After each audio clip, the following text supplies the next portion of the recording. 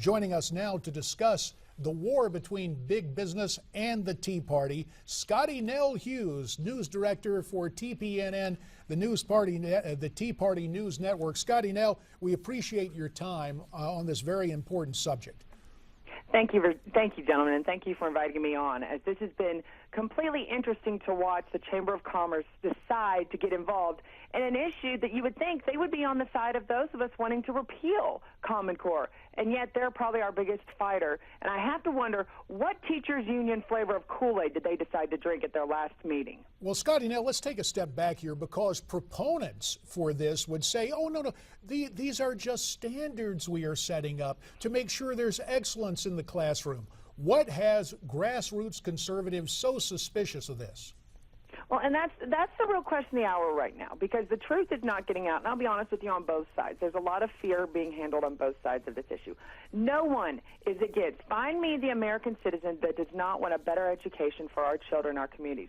Find me the person that wants to have a lower standard set for our children. It doesn't exist.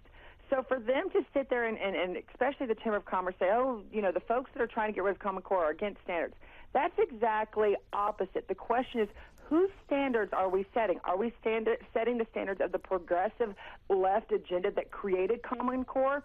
Are we setting the standards that are academically strong and reflect the majority of the values of the American people today? That's what we need to discuss, is what standards are we actually setting here when it comes to Common Core? Yeah, Scottie, no, it's not like there aren't alternatives out there that are not working right now. Talk about some of the things that conservatives are pushing here that have been successful, things like charter schools and that nature. Well, and that's one of the biggest arguments, and charter schools are a great example. And here's the funniest thing. We saw last week de Blasio go and take probably the highest-rated standard school that he had and shut it down. And so if Common Core was all about raising standards, why did de Blasio go in and shut down the one school that was raising the standards within his own community? There is an alternative, and this is what the majority of conservatives, the majority of those of us that are against Common Core have been screaming.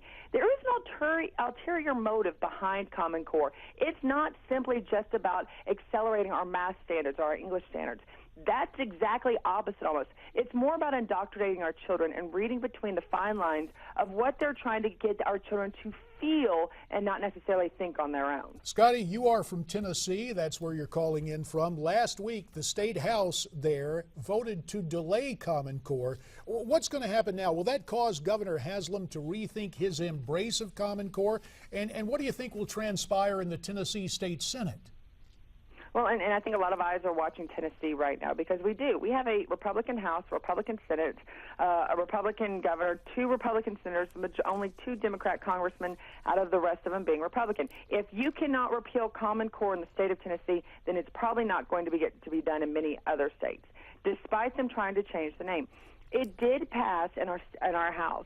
The problem is it goes to our Senate now. And like with most red states, the problem is our enemy is within our own, and we don't know our rhinos that are going to turn to us.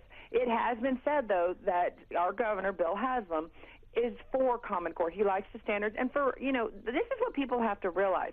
Common Core has been in our states for years. This whole educate and grow or rise to the top, those sort of, when we were getting these federal fundings, none of these state legislators read the fine print. So they signed on the dotted line, signing away our children's lives without exactly offering it.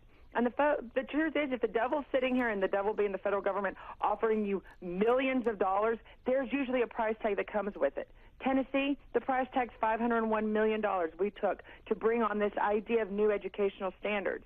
Now, if we repeal it in the state of Tennessee, on that dotted line when we sign our name, we would have to pay back the federal government 100%, which would bankrupt the state of Tennessee.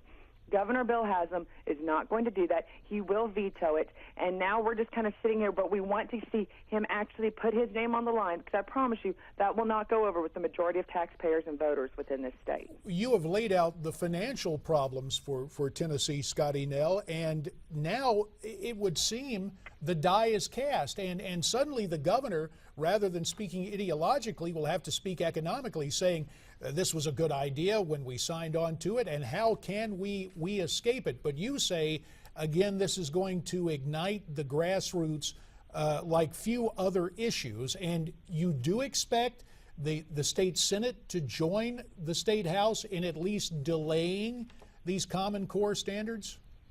I think they're going to try to delay it, but what this is doing, the governor is basically covering for not only his past governor's administration, but the past Republicans and Republicans in both the Senate and the House that signed on and accepted to these rise to the top funds. And this is not just Tennessee. This isn't happening in states across the country.